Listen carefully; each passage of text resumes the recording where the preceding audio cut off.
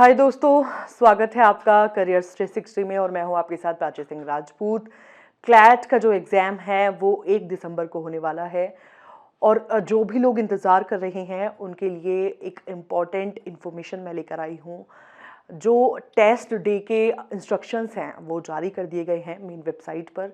तो चलिए जानते हैं कि क्या डूज़ है, क्या डोंट्स हैं जो आपको फॉलो करने हैं। तो चलिए शुरू करते हैं।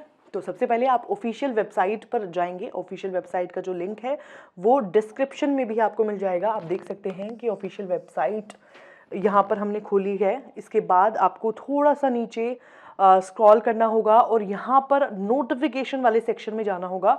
यहाँ पर आपको दिख जाएगा test day instructions for candidate, यानी कि जो आपका डी डे होगा उस दिन आपको क्या करना है और क्या नहीं करना होगा, ये पीडीएफ यहाँ पर दी हुई है। इसको आपको क्लिक करना होगा। तो आप देख सकते हैं कि इंस्ट्रक्शंस जो हैं वो दिए हुए हैं। नोटिफिकेशन कुछ इस तरह का आपको दिखने वाला है। आप देख सकते हैं कि यहाँ पर आपको दिया हुआ है एग्ज़ाम की जो टाइमिंग है वो भी दी हुई है कि 2 से 4 बजे तक आपका जो एग्ज़ाम है वो होने वाला है। और डे उस दिन संडे है, 1 दिसंबर की जो है वो तारीख दी गई है और इंस्ट्रक्शंस जो हैं वो कैंडिडेट्स के लिए दिए गए हैं। तो सबसे पहले जो इंस्ट्रक्शन दिया गया है रिपोर्टिंग के रिगार्डिंग और टेस्ट टाइमिंग के रिगार्डिंग इंस्ट्रक्शंस दिए हुए हैं। तो सबसे पहले यहाँ पर दिया हुआ है कि जो कैंडिडेट्स हैं उन्हें सेंटर प्रीमाइसेस पर जो एंट्री है वो 1 बजे से 1 बजे के बाद जो है वो एंट्री शुरू हो जाएगी और एग्ज़ाम हॉल में क्लासरूम में आपको आधे घंटे पहले यानी कि 30 मिनट पहले बैठना होगा।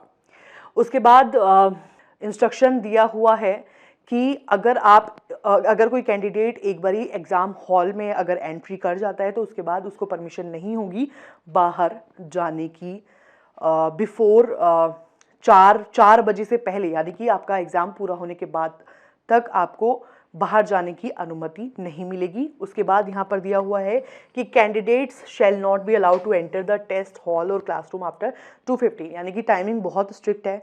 क्लियर कर दिया गया है कि आपको 2:15 के बाद जो है वो एंट्री नहीं मिलेगी। तो आपको you have to be very punctual. इसके बाद दिया हुआ है कि जो टेस्ट है उसकी ड्यूरेशन जो है वो 2 घंटे रहने वाली है। शार्प 2 बजे एकदम करेक्ट 2 बजे आपका एग्ज़ाम जो है वो शुरू हो जाएगा। और जो पीडब्ल्यूडी और सैप के लिए है, पीडब्ल्यूडी और सैप कैंडिडेट्स के लिए, पीडब्ल्यूडी और एसएपी कैंडिडेट्स के लिए जो टाइमिंग है टेस्ट की वो 2 घंटे 40 मिनट रहने वाली है। तो यहाँ पर ये आपको गौर करना होगा। इसके बाद ये भी पॉइंट यहाँ पर मेंशन है कि जैसे ही टेस्ट शुरू करने की शुरुआत हो जाती है उसके बाद आप वॉशरूम भी नहीं जा सकते हैं। तो you have to be very careful कि आवश्यक जो दस्तावेज हैं यानी कि नेसेसरी डॉक्यूमेंट जो हैं वो क्या क्या हैं।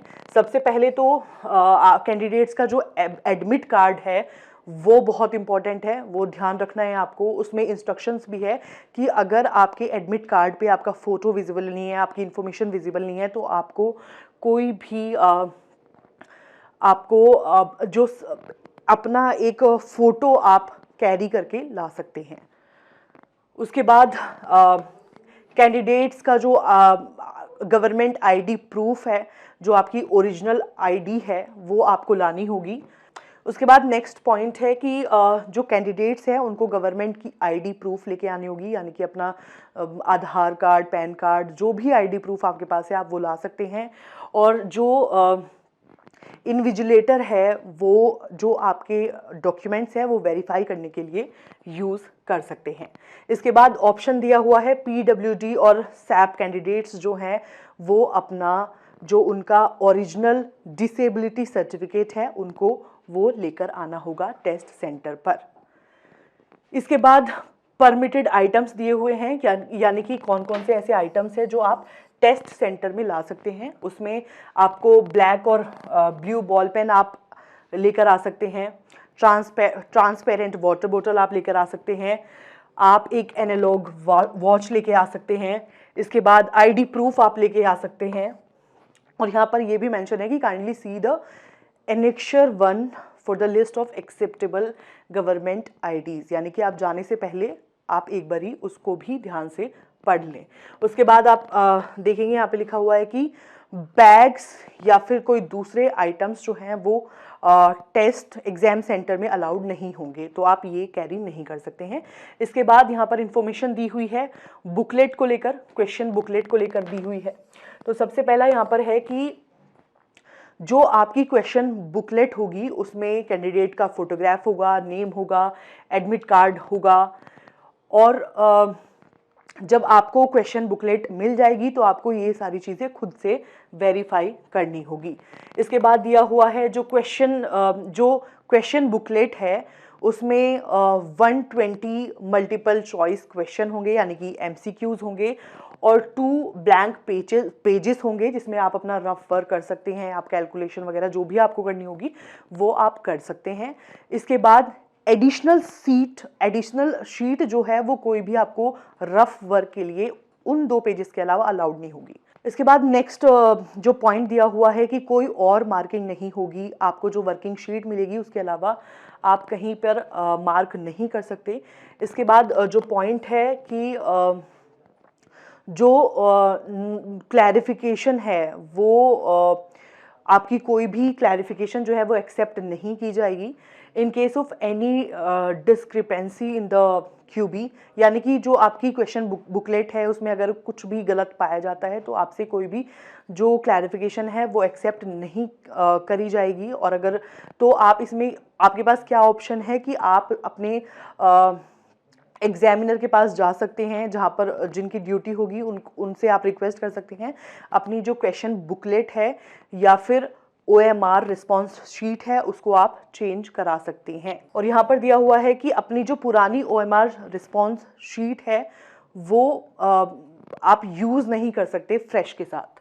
इसके बाद ऑप्शन दिया हुआ है कि जो आपको क्वेश्चन बुकलेट मिलेगी उस पर आपको अपना जो एडमिट कार्ड नंबर होगा वो सबसे पहले आपको फर्स्ट पेज पर लिखना होगा।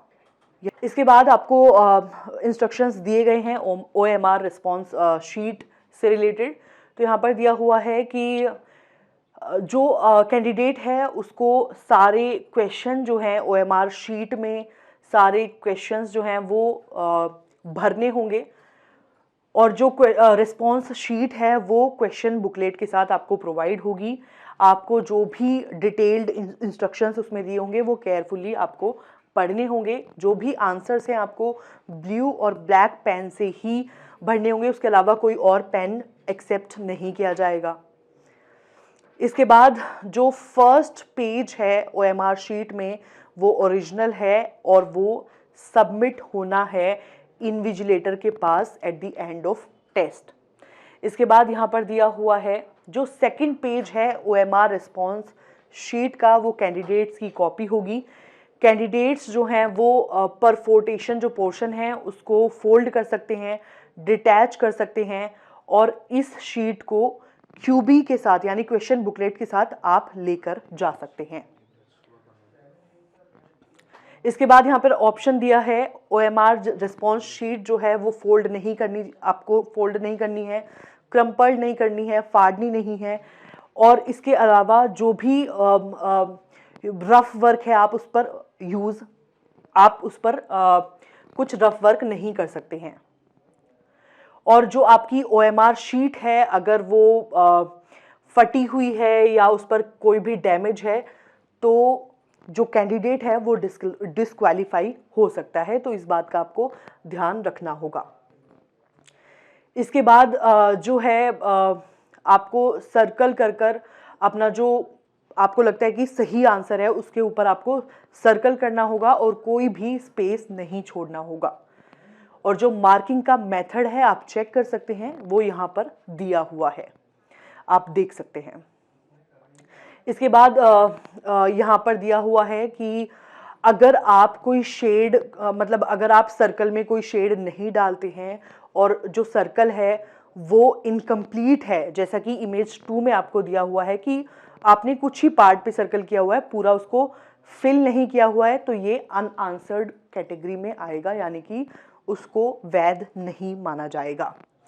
इसके बाद यहाँ पर दिया हुआ है कि अगर आप एक से ज़्यादा सर्कल को फिल कर देते हैं तो आपको ये डबल मार्किंग की कैटेगरी में फॉल करेगा और उसको रॉन्ग आंसर कंसिडर किया जाएगा। इसके बाद दिया हुआ है कि जब आपका टेस्ट खत्म हो जाएगा, कैंडिडेट को ये इंश्योर करना है कि जो इन्विजिलेटर है वो प्रॉपरली आपके पेपर पे साइन कर रहा है। इसके बाद ऑप्शन है कि जो कैंडिडेट्स हैं उनको ये मेक श्योर करना है कि जो इन्विजिलेटर है वो OMR रिस्पॉन्स शीट में जहाँ पर स्पेस प्रोवाइड किया गया है वहाँ पर अपने साइन करे, और कैंडिडेट जो है उसको भी अपने साइन करने पड़ेंगे। OMR शीट पे स्पेस वहाँ पर दिया होगा।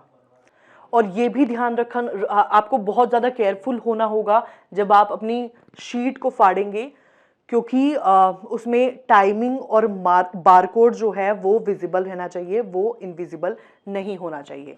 इसके बाद आपके पास QB है, आपको अलाउ किया जाएगा जो QB है और कैंडिडेट्स की कॉपी है OMR रिस्पॉन्स शीट की, टेस्ट के बाद आप उसको अपने पास रख सकते हैं। इसके बाद यहाँ पे ऑप्शन दिया हुआ है मैल प्रैक्टिसेस का। अगर आप एग्ज़ाम दे रहे हैं और आपके पास फ़ोन, हेडफोन, डिजिटल वॉच, ये सब इसमें से कुछ भी अगर सेंटर में पाया जाता है तो आपके अगेंस्ट जो है वो क्रिमिनल ऑफेंस के अंदर आएगा और आपके ऊपर जो है वो कार्रवाई हो सकती है।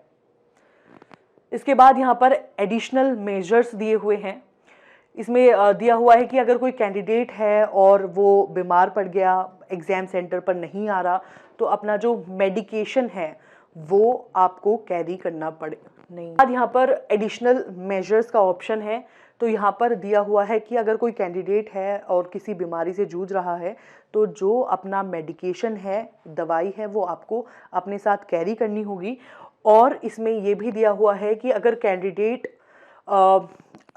कैंडिडेट को ज़रूरत होती है आइसोलेटेड फैसिलिटी की तो वो भी प्रोवाइड हो। इसके बाद आपको लास्ट में दिया हुआ है कि कौन कौन से वो ID प्रूफ हैं जो एक्सेप्टेबल होंगे डॉक्यूमेंट्स के रूप में। उसमें सबसे पहले यहाँ पर आधार कार्ड है, आपका आधार कार्ड वैध माना जाएगा, पासपोर्ट है, पैन कार्ड है, राशन कार्ड और PDS की फ़ोटो कार्ड है, वोटर ID कार्ड है, ड्राइविंग लाइसेंस है, photo ID issued by recognised educational institution है, फ़ोटो बैंक ATM कार्ड है, किसान फ़ोटो पासबुक है, CGHS और ECHS फ़ोटो कार्ड है, address card having name and photo issued by department of posts है। इसके बाद certificate of identity having photo issued by gazetted officer और तहसीलदार ऑन लेटर हेड। और उसके बाद सबसे लास्ट में दिया हुआ है कि डिसेबिलिटी ID कार्ड और handicapped medical certificate issued by the respective state और यूनियन टेरिटरी गवर्नमेंट्स और एडमिनिस्ट्रेशन। तो ये आपको बहुत ध्यान रखना होगा और यही एक्सेप्टेबल होंगे एज योर आइडेंटिटी कार्ड। तो आई होप जो इन्फॉर्मेशन मैंने बताई है वो आपके लिए बहुत काम आने वाली है। और भी ऐसी वीडियोस देखने के लिए आप हमारे चैनल को लाइक, शेयर, सब्सक्राइब ज़रूर करें।